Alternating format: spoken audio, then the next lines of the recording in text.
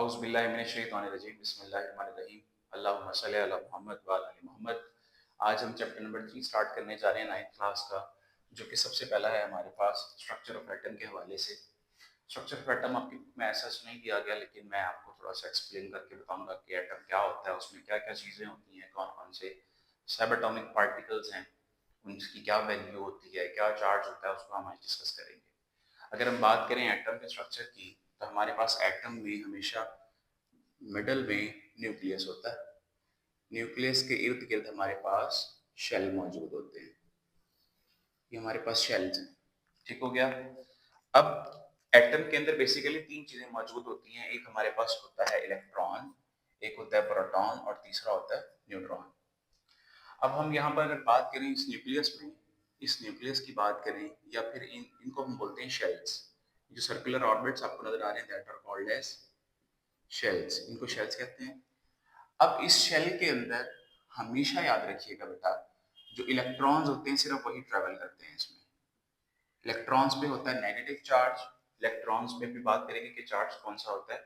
Electrons हमेशा इस shell के अंदर ट्रेवल करते हैं। अब हमने बात की है कि एटम के अंदर इलेक्ट्रॉन भी होता है, प्रोटॉन भी होता है, न्यूट्रॉन भी होता है। लेकिन इलेक्ट्रॉन तो यहाँ पर अब शेल में मौजूद है। अब बाकी पीछे दो चीजें बच गई, वो बचती है हमारे पास प्रोटॉन एंड न्यूट्रॉन। ये जो प्रोटॉन और न्यूट्रॉन है बेटा, ये न्यूक्लियस के अंदर मौजूद होता है। ये जो न्यूक्लियस है, इसके अंदर हमारे पास प्रोटॉन भी होता है और न्यूट्रॉन भी होता है। ये दो चीजें हमारे पास कहाँ पर होती हैं? न्यूक्लियस के अंदर होती हैं। तो ये जो इलेक्ट्रॉन है, ये रिवॉल्व करता है अराउंड द न्यूक्लियस, अपने शेल्स के अंदर, अपने ऑर्बिट्स के अंदर। जबकि न्यूक्लियस के अंदर हमारे पास प्रोटॉन भी होता है और न्यूट्रॉन भी होता है। अब अगर बात करें चार्ज की, तो हमारे पास जो इलेक्ट्रॉन है, इलेक्ट्रॉन के ऊपर हमेशा नेगेटिव चार्ज होता है। प्रोटॉन के ऊपर P for proton and P for positive आप याद कर सकते हैं, उसके ऊपर हमेशा पॉजिटिव चार्ज होता है। और जो न्यूट्रॉन है, जो कि न्यूट्रल होता है, इसके ऊपर कोई चार्ज नहीं होता, ना ही इसके ऊपर माइनस चार्ज होता है, ना ही इसके ऊपर प्लस चार्ज होता है, तो ये न्यूट्रल होता है। अब अगर इनकी वैल्यूज की बात करें, इनके मासेस की बात करें, तो इलेक्ट्रॉन का जो वेट है, जो रिलेटिव मास है, वो हमारे पास 9.11 multiply by 10 to power minus 31 kilogram है। ये ऑलरेडी कैलकुलेटेड है, डिफरेंट साइंटिस्ट ने इसका वेट कैलकुलेट किया हुआ है, तो ये वही है। प्रोटॉन का जो वेट है हमारे पास, वो 1.6726 multiply by 10 to power minus 27 kilogram होता है। और हमारे पास जो न्यूट्रॉन है, जिसके ऊपर कोई चार्ज नहीं है, उसका जो वेट है, रिलेटिव मास है, वो कितना होता है? 1.6749 multiply by 10 to power minus 27 kilogram. अब इस एटम के स्ट्रक्चर को डिफरेंट साइंटिस्ट ने अपने अपने मुताबिक डिस्कवर भी किया और उसके पॉइंट्स भी कुछ पेश किए। सबसे पहले जो कंट्रीब्यूशन था, वो डेल्टन, एक साइंटिस्ट था जोहन डेल्टन, उसने कंट्रीब्यूशन अपना पेश किया। जोहन डेल्टन ये एक साइंटिस्ट था जिसने वही तमाम की तमाम बातें कही जो मैंने आपको एटम के कॉन्सेप्ट में पढ़ाई थी आपको। यहाँ पर देखें, उसने कहा कि जो हमारे पास एलिमेंट्स होते हैं, जो भी हमारे पास एलिमेंट्स होते हैं, वो किसी न किसी छोटे छोटे टाइनी पार्टिकल्स, इंडिविजिबल पार्टिकल्स, ऐसे पार्टिकल्स जो कि फर्दर डिवाइड ना हो सके, उससे मिलके बने होते हैं। और उसको उन उन पार्टिकल्स को हम एटम्स कहते हैं। हमने एटम की क्या डेफिनेशन पढ़ी थी? Atom is the smallest particle which can not be created not destroyed.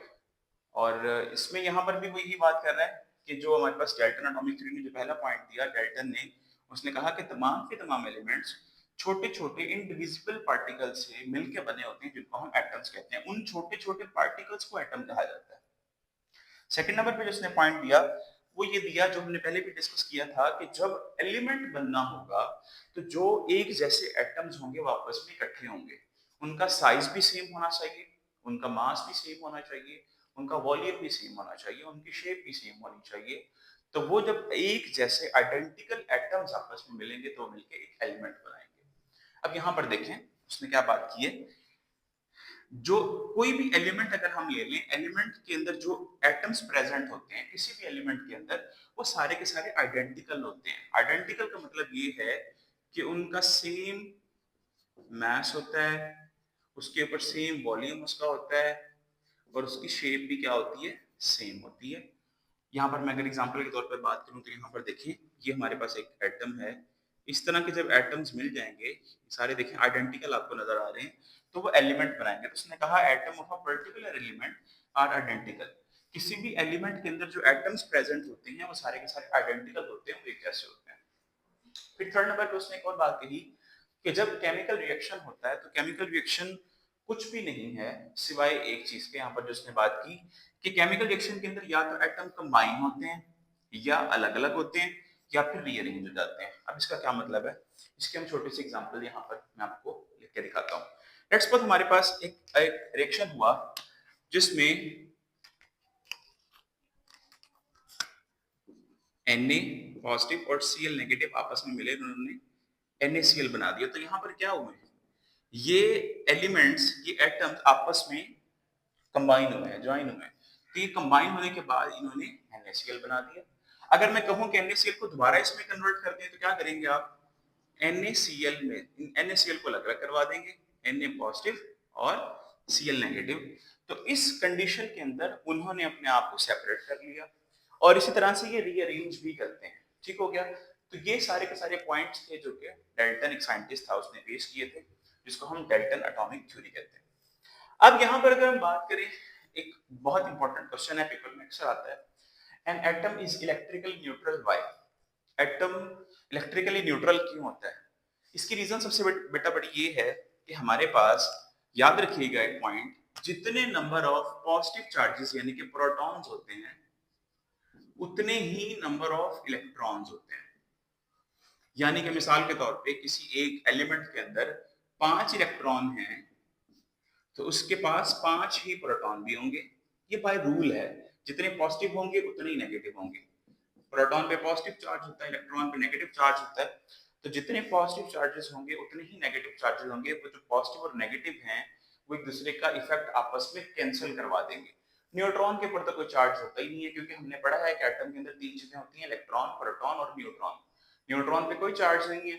जो प्रोटॉन और इलेक्ट्रॉन है वो ऑलमोस्ट सेम है, ऑलमोस्ट क्या होते ही सेम है, पॉजिटिव चार्जेस जितने हैं उतने नेगेटिव होंगे। अगर 5 प्रोटॉन है तो 5 इलेक्ट्रॉन होंगे। तो वो सारे का सारा इफेक्ट आपस में कैंसिल करवा देते हैं। That's why atom is electrically neutral. अगर आपसे क्वेश्चन पूछता है तो आप क्या बताएंगे, an atom is electrically neutral because it contain same number of electron and same number of proton, या आप कह सकते हैं कि it contain equal number of electron and proton. ये हो गया हमारे पास एटम इलेक्ट्रिकली न्यूट्रल क्यों होता है। उसके बाद एक, अगर हम एक और क्वेश्चन को, वेरी वेरी इंपॉर्टेंट, आपकी बुक में थोड़ा सा उसकी जो तरतीब है वो थोड़ा सा सही नहीं है, मैं उस तरतीब को लेकर चल रहा हूँ। हमारे पास अगर हम इलेक्ट्रॉन, प्रोटॉन, न्यूट्रॉन को किसी इलेक्ट्रिक फील्ड के अंदर छोड़ दें, उनको ऐसे ही ओपनली इसको अप्लाई करवा दिया जाए तो उसके ऊपर क्या इफेक्ट होगा। तो यहाँ पर देखें, लेट्स सपोज मेरे पास ये एक इलेक्ट्रिक फील्ड है। इलेक्ट्रिक फील्ड मींस पॉजिटिव या नेगेटिव चार्ज, यहाँ पर नेगेटिव चार्ज है और यहाँ पर लेट्स सपोज पॉजिटिव चार्जेस मौजूद हैं, यहाँ पर नेगेटिव चार्जेस मौजूद हैं। ये इलेक्ट्रिक फील्ड है। ये क्या है हमारे पास, इलेक्ट्रिक फील्ड। अब इस इलेक्ट्रिक फील्ड में आपने जितने भी पार्टिकल्स थे, इलेक्ट्रॉन, प्रोटॉन, न्यूट्रॉन, जिनको हम सब एटॉमिक पार्टिकल्स भी कहते हैं, इन तमाम के तमाम पार्टिकल्स को हम क्या बोलते हैं, सब एटॉमिक पार्टिकल्स। अब इन पार्टिकल्स को जब हम इलेक्ट्रिक फील्ड में छोड़ेंगे तो क्या होगा, देखिए हमारे पास जो न्यूट्रॉन है, न्यूट्रॉन के ऊपर कोई चार्ज नहीं होता। जब आप इनको सब एटॉमिक पार्टिकल्स को इसके अंदर आप छोड़ेंगे इलेक्ट्रिक फील्ड के अंदर, तो कुछ पार्टिकल्स होंगे जो बिल्कुल सीधे गुजर जाएंगे। वो सीधे क्यों गुजरेंगे, ना ही वो नेगेटिव चार्ज की तरफ के, ना ही वो पॉजिटिव चार्ज की तरफ के। उसकी रीजन क्या है कि उनके ऊपर कोई चार्ज नहीं है। और कोई चार्ज किस पर नहीं होता, न्यूट्रॉन्स के ऊपर कोई चार्ज नहीं होता है। तो उसको हमने कहा कि ये क्या है, ये हमारे पास न्यूट्रॉन्स हैं। न्यूट्रॉन्स क्या करेंगे, इलेक्ट्रिक फील्ड में से बिल्कुल सीधे गुजर जाएंगे, ना वो नेगेटिव की तरफ जाएंगे ना वो पॉजिटिव की तरफ जाएंगे, क्योंकि उनके ऊपर कोई चार्ज ही नहीं है। अच्छा, अगर हम बात करें प्रोटॉन्स की, प्रोटॉन्स के ऊपर क्योंकि पॉजिटिव चार्ज होता है तो प्रोटॉन्स क्या करेंगे, नेगेटिव की तरफ अट्रैक्ट होंगे। ये नेगेटिव हमारे पास प्लेट है, ये पॉजिटिव प्लेट है, ये नेगेटिव चार्जेस हैं, ये पॉजिटिव चार्जेस हैं। तो नेगेटिव की तरफ हमेशा पॉजिटिव अट्रैक्ट करेगा। पॉजिटिव किसके पास होता है, किसका चार्ज होता है, प्रोटॉन का। तो प्रोटॉन जो होगा आपके पास, जो हमारे पास प्रोटॉन है, ये इलेक्ट्रिक फील्ड के अंदर नेगेटिव साइड पे चला जाएगा, नेगेटिव चार्ज की तरफ चला जाएगा। और अगर हम बात करें इलेक्ट्रॉन्स की, तो इलेक्ट्रॉन्स के ऊपर क्योंकि नेगेटिव चार्ज होता है, तो इलेक्ट्रॉन्स क्या करेंगे, ये इलेक्ट्रॉन्स मैं यहाँ लिख रहा हूँ, इलेक्ट्रॉन्स के ऊपर क्योंकि नेगेटिव चार्ज होता है, तो नेगेटिव चार्ज पॉजिटिव की तरफ जाएंगे। ये देखिए पॉजिटिव है, ये नेगेटिव इलेक्ट्रॉन्स जो हैं वो पॉजिटिव की तरफ जाएंगे, और जो प्रोटॉन है पॉजिटिव वो नेगेटिव की तरफ जाएंगे। तो इस तरह से अपने बिहेवियर शो करते हैं। इसको अगर मैं दोबारा एक्सप्लेन करूं, तो हमारे पास ये नेगेटिव चार्ज है, ये पॉजिटिव प्लेट है, यानी कि ये नेगेटिव प्लेट है, ये पॉजिटिव प्लेट है इलेक्ट्रिक फील्ड में। हमने सारे के सारे जो सबएटॉमिक पार्टिकल्स थे उनको इसके अंदर गुजारा इसमें से, क्योंकि न्यूट्रॉन पे कोई चार्ज नहीं होता, जिसकी वजह से न्यूट्रॉन उसमें से बिल्कुल सीधा सीधा गुजर गया, क्योंकि उसके ऊपर ना पॉजिटिव चार्ज है ना ही नेगेटिव चार्ज है, ना वो पॉजिटिव की तरफ जाएगा ना ही वो नेगेटिव की तरफ जाएगा, तो बिल्कुल सीधा गुजरेगा।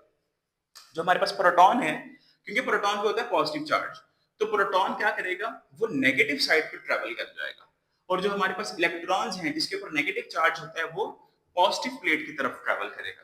तो ये बिहेवियर होता है इलेक्ट्रॉन्स का, प्रोटॉन्स का और न्यूट्रॉन का किसी भी इलेक्ट्रिक फील्ड के अंदर। ये था हमारा बेसिक सा कॉन्सेप्ट जो हम लोगों ने एटम के हवाले से किया था, किया है आज हमने। इंशाल्लाह कल हम लोग डिस्कस करेंगे रदरफोर्ड एटॉमिक मॉडल क्या है, फिर बोहर ने क्या एक्सपेरिमेंट किया, तो तमाम की तमाम चीजें डिस्कस करेंगे। उम्मीद करता हूँ आपको आज का लेक्चर समझ आया होगा। अगर आपको समझ आया है तो लाइक और सब्सक्राइब जरूर करें। बहुत शुक्रिया।